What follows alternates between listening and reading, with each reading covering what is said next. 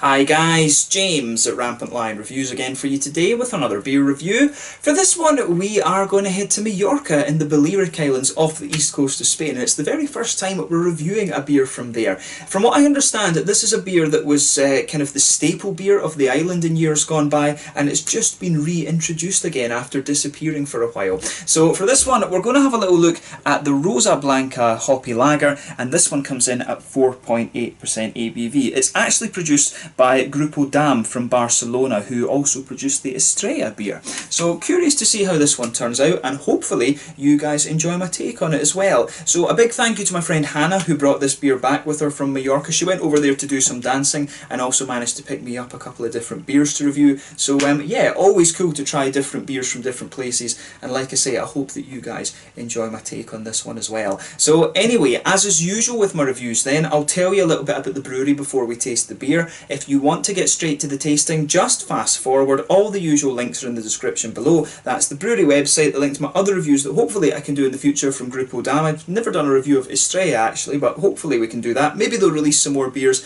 under the Rosa Blanca name at some point as well. There's all the usual social media down there too. If you want to see more beer reviews, do please consider subscribing to the channel. The whole channel of course has a geography based tagging system, so you can go into the home page and search for beer based on country, city, state, county, prefecture, whatever it is you're interested in. Do check out the playlist of beers from different countries. There is one there for all the Spanish beers that I've reviewed for you. That's being added to whenever I get the opportunity, and as always, please do get in touch and let me know some of the other beers and breweries that you guys would like to see me review. It's always great to hear from you guys that are watching the videos, and the support that you show the channel is hugely appreciated. So anyway, to tell you a little bit about Grupo Damm then, and the Rosa Blanca beer brand, I guess you could say. So yeah, as I mentioned to you earlier, Rosa Blanca, comes from Mallorca in the Balearic Islands of Spain, just off the east coast. But the origins of Rosa Blanca trace back to 1851 with a distillery that was called La Rosa Blanca, and in 1890 they began brewing beer as well in the Arrabal de Santa Catalunya.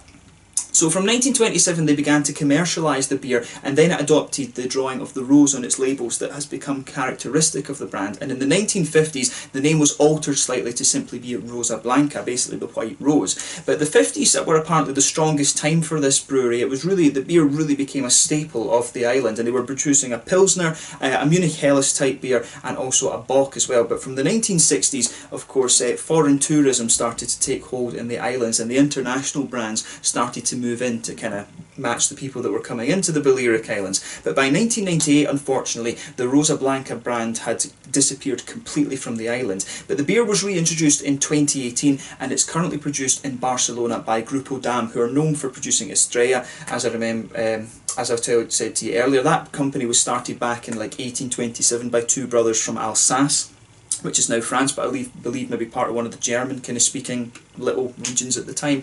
But the production, they're hoping that the production can be moved back to the Balearic Islands at some point in the future. But for the moment, this beer is produced in Barcelona, and I guess if it proves to be popular enough, they will produce it in the islands again. So yeah, interesting to see how that goes. Maybe we'll see some other beers released under the Rosa Blanca White Rose name at some point in the future too. But yeah, that's all I was really able to find out about Rosa Blanca. There is a little bit more about Grupo Damm, but we'll probably talk about that when we do a Estrella review at some point in the future. But yeah, definitely cool to review my first beer from the Balearic Islands. So yeah, if you want to learn more about this brewery and stuff, of course you can check out the brewery website in the description below. You can follow them on Facebook and Instagram to keep up to date with all the latest goings on, and of course you can check out the Rate Beer and Untappd pages. But in honesty, these guys don't produce all that much. I think Grupo Damm, they've got like a non-alcohol beer, they've got Estrella, and then they've got this one here. So there's not too many beers on offer from these guys at the moment. So yeah, let's get on and actually have a taste of this beer then.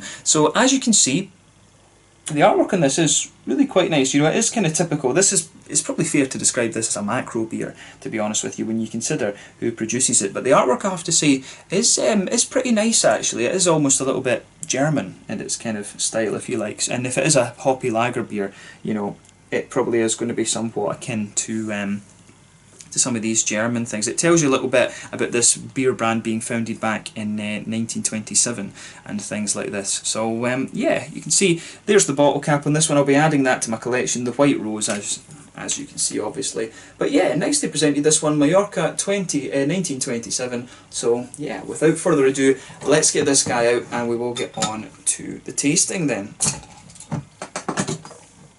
Oh yeah, see a little bit of smoke coming out of it on the opening there, but we'll get it out and into the glass.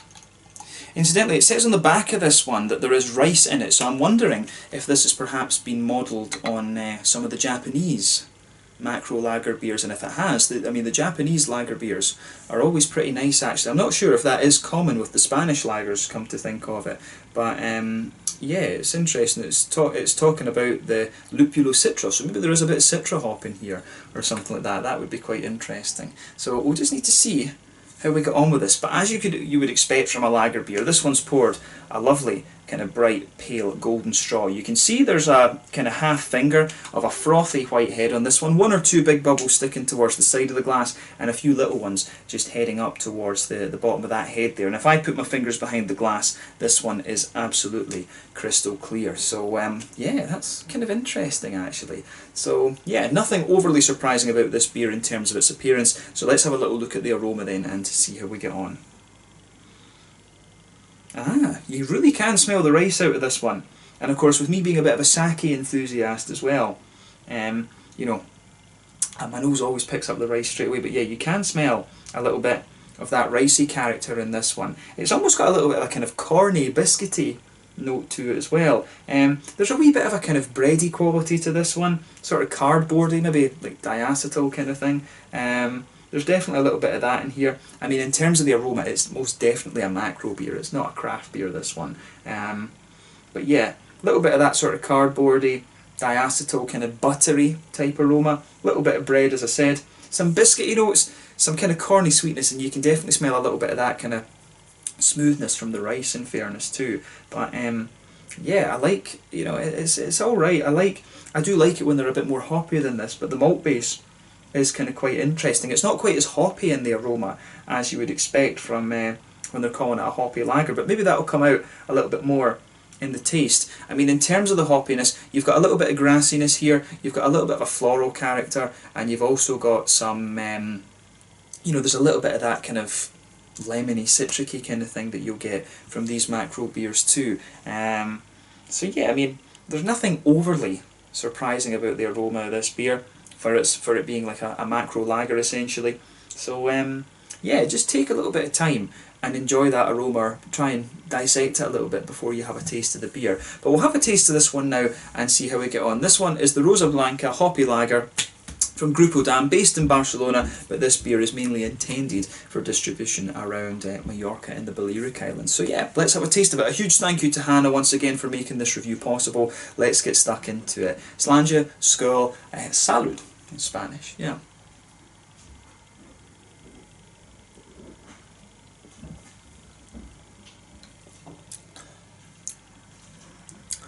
I tell you something, for a macro lager beer, that's actually pretty nice. I mean, as I said to you before, I've always, when it comes to macro beers, I do like the Japanese ones. There was one really good macro beer in Greece as well, and it was brewed by it was a bigger brewery that brewed it, that was originally founded by Germans.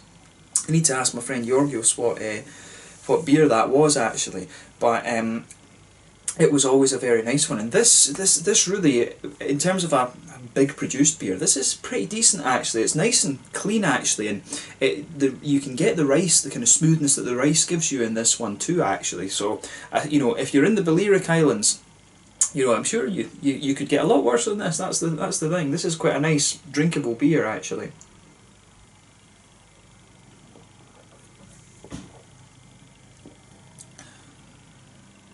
Yeah, I actually like how that goes together, oddly enough. So yeah, no, thumbs up to the Rosa Blanca for this. They've pulled off in terms of it being a macro lager, and obviously you're not going to rate a macro lager on the same kind of scale as you would a small batch brewed craft beer and things. But yeah, this is nice. So let's try and break this flavour down a little bit then. In the middle of your palate you can feel a little bit of that kind of crisp Pilsner malt in there, but you can feel the ricey qualities to this beer. Rice, whenever you put it into the malt base of beer, it gives you that almost oily character that's very slightly sweet actually. and it comes out really nicely in this beer, I have to say.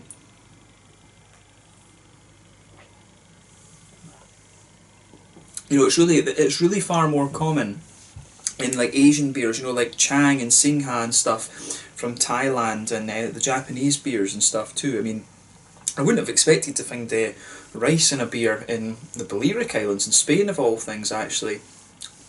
But the way that goes together is quite nice. So like I say, you've got that slightly bready base, rice kind of, the sort of ricey oiliness on top of it, and then if you go into the middle of the palate, the beer is a little bit more kind of...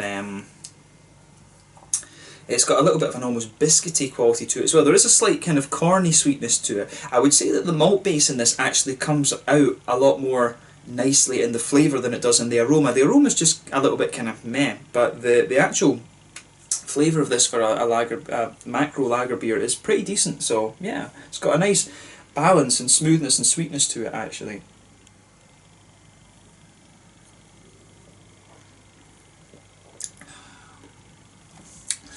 But yeah, on the hoppy side of things, I mean, it's for them describing it as a hoppy lager. It's not the hoppiest of lagers that you're going to come across. We'll say that about it. It's the IBUs on this are pretty low actually, but if you go to the back corners of the palate there's a teensy little bit of earthiness. As you come further forward, it sort of smoothens out a little bit, becomes a little bit more herbal. Then at the front corners of the palate, it's a little bit kind of floral. There's a teeny bit of floral character there. Then round the very front curve of the tongue, it's a little bit lighter and grassy. If you go behind the front curve of the palate, that's where you always get that little oily bubble where the juicy kind of fruity esters come out of the beer. And for me, this one, it's got a little bit of a kind of appley, peary sort of thing going to it. And the further you go into the aftertaste, there might be a little touch of a kind of lemon, limey note to the beer as well. But overall, it's an interesting one, this actually. It's in terms of a macro beer, I think this is one of the nicer ones that you're going to come across. I mean, when it comes to the macro lager beers, if I had the choice, you know,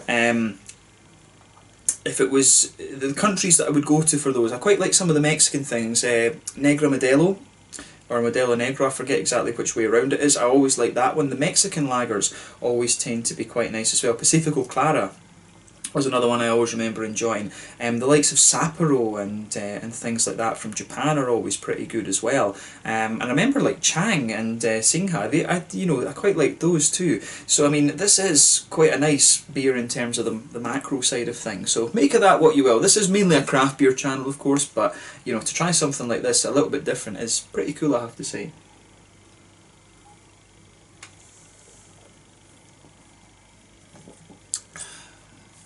So yeah, in terms of the mouthfeel then, I'd say that this beer, it's quite a light-bodied beer obviously, and you would expect that from this style, but in terms of it being a macro lager, I think this is one of the thicker ones that you're going to come across. There is a good degree of oiliness to the mouthfeel with this beer. You've got a nice kind of... you really have just that nice lovely oily quality to the beer, and it gets a bit sweeter the further that you go in. In terms of the IBUs, I think you're lucky if you're getting 15 IBUs out of this. There's not a lot of bitterness to this beer at all, to be honest with you. The malt base, there's a good little bit of sweetness there. It's a little bit oily at the same time, and there's a teeny little bit of a sort of peary, appley ester to this one, a little bit fruity. I mean, in terms of it being a hot kind of summer beer, this one is pretty nice actually. It's salt. I mean, on a hot summer's day in a hot summer's place, you know, you're gonna enjoy this one. Actually, it's one of the better macro beers that I've come across. So yeah, I'd say thumbs up to Rosa Blanca and Grupo Damm for this. If you consider it as a macro beer, I think it's one of the decent ones that you're going to come across. So yeah, let's just leave it at that for this. There's not much more you can say about this one, to be honest. It's not.